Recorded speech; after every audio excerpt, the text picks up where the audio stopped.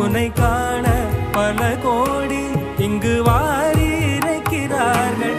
எளிதாக உன்னை சேர இங்கு யாரு நினைக்கிறார்கள்.